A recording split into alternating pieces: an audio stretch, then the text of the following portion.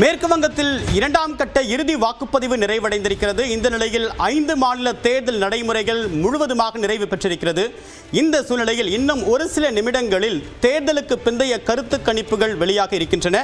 இந்த நிலையில் மேற்கு வங்கத்துடைய தேர்தல் நிலவரம் தொடர்பான தகவலோடு நிகழ்ச்சிய சிறப்பு செய்தியாளர் சுசித்ரா, விவரம் என்ன? இனி அடுத்தடுத்தது தேர்தலுக்கு பிந்தைய கருத்து கணிப்பு முடிவுகள் எத்தனை மணிக்கு வெளியாகலாம் தேர்தல் ஆணையத்துடைய நிபந்தனையின் அடிப்படையில்? அனைத்து மாநிலங்களுடைய சட்டப்பேரவை தேர்தல்களுடைய வாக்குப்பதிவு என்பது அதிகாரப்பூர்வமாக நிறைவு பெற்றுள்ளது. குறிப்பாக இறுதிக்கட்டமாக மேற்கு வங்கத்தின் இரண்டாம் கட்ட வாக்குப்பதிவு இன்று காலை 7 மணிகள் நடைபெற்ற நிலையில் தற்பொழுது வரை 89.91% சுமார், அதாவது 90% வாக்குகள் என்பது இன்றைய இரண்டாம் கட்ட தேர்தல் பதிவாகியுள்ளது மிக முக்கியமாக பார்க்கப்படுகிறது. ஒரு சில தொகுதிகளில் சற்று வன்முறை என்பது நீடித்திருந்தாலும் அது இயல்பு நிலைக்கு திரும்பி அதில் இயல்பான ஒரு வாக்குப்பதிவு என்பது நடைபெற்றதாக இந்திய தேர்தல் ஆணையம் தற்பொழுது அறிவித்துள்ளதை முக்கியமாக பார்த்தோம். 5 மாநிலங்களுடைய சட்டப்பேரவை தேர்தல் வாக்குப்பதிவு என்பது நிறைவேற்றிருக்கும் நிலையில் இன்னும் அரை மணி நேரங்களுக்கு பிறகு அந்த கருத்து கணிப்பு முடிவுகளும் அதிகாரப்பூர்வமாக வெளியாகும் என்றும் எதிர்பார்க்கப்படுகிறது. அதே சமயம் வரும் 4ஆம் தேதி வாக்கு எண்ணிக்கை என்பது முடிவடைந்து அன்று அதிகாரப்பூர்வ அறிவிப்புகளை தேர்தல் ஆணையம் வெளியிடும். அதுவரை தேர்தல் நடத்தை விதிகள் என்பது அமலிலேயே இருக்கும் என்ற ஒரு அறிவிப்பையும் ஒரு எச்சரிக்கையாக தேர்தல் ஆணையமானது அதிகாரப்பூர்வமாக வெளியிட்டது. இன்றைய இந்த ஒரு தேர்தல் வாக்குப்பதிவுகள் என்பது முடிந்தாலும் அந்த வாக்குப்பதிவு இயந்திரங்களுக்கான ஒரு பாதுகாப்பு என்பது தொடர்ந்து முழு வீச்சிலேயே செயல்பாட்டில் இருக்கும். எந்த ஒரு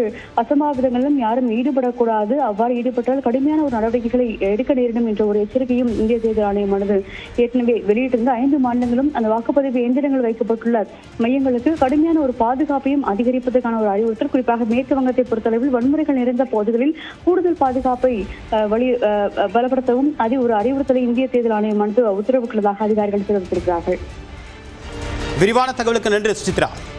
இந்த தேர்தலை பொறுத்தவரைக்கும் 824 தொகுதிகளுக்கு ஒட்டுமொத்தமாக இந்த 5 மாநிலங்களில் தேர்தல் நடைபெற்றிருக்கிறது. இதில் மிகப்பெரிய மாநிலம் என்றால் மேற்கு வங்கம் 294 தொகுதிகளுக்கு தேர்தல் நடைபெற்று தற்போது முடிவடைந்திருக்கிறது.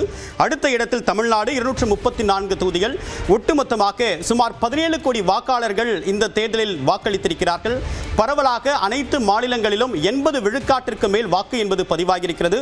கேரளாவில் மட்டும் 78.27 விழுக்காடு வாக்கள் பதிவாயிருந்தாலும் வரலாற்றில் முதல் முறையாக தமிழ்நாட்டில் 85 விழுக்காடு வாக்குப்பதிவு என்பது தற்போது உறுதி செய்யப்பட்டிருக்கிறது. அதற்கு அடுத்த இடத்தில் மேற்கு வங்கத்துடைய தேர்தல் வாக்குப்பதிவு நிலவரமும் நமக்கு கிடைக்கப்பெறும். என்னவென்றால் இரண்டாம் கட்ட வாக்குப்பதிவு தற்போது நிறைவடைந்திருக்கக்கூடிய நிலையில் முதற்கட்டத்திலும் ஏறக்குறைய 91 விழுக்காடு வாக்கு என்பது பதிவாகியிருந்தது. தற்போது வரைக்கும் 89 விழுக்காடு எட்டிருக்கக்கூடிய நிலையில் இதனுடைய சராசரியும் 90 விழுக்காடு எட்ட இருக்கிறது. எனவே பொதுவாக கேரளாவை தவிர்த்து மற்ற பெரும்பாலான மாநிலங்களில் ஏறக்குறைய 85 விழுக்காட்டிற்கும் அதிகமான மக்கள் வாக்களித்திருக்கிறார்கள். இது ஒரு வரலாற்று சிறப்புமிக்க ஒரு நிகழ்வு. இந்த தருணத்தில் இந்த தேர்தல் முடிவு எப்படி இருக்க போகிறது, இந்த தேர்தலில் மக்கள் யாரை ஆட்சி செய்வதற்கு தேர்ந்தெடுக்கிறார்கள் என்பது போன்ற பல கேள்விகள் கிட்டத்தட்ட ஏப்ரல் 23ஆம் தேதிக்கு பிறகு மக்களிடம் தென்பட்டிருக்கிறது. அதற்கு முன்னோட்டமாக இந்த தேர்தலுக்கு பிந்தைய கருத்து கணிப்பு முடிவுகள் வெளியாக இருக்கிறது. இன்னும் ஒரு சில நிமிடங்களில் இந்த தேர்தலுக்கு பிந்தைய கருத்து கணிப்பு வெளியாக இருக்கக்கூடிய நிலையில்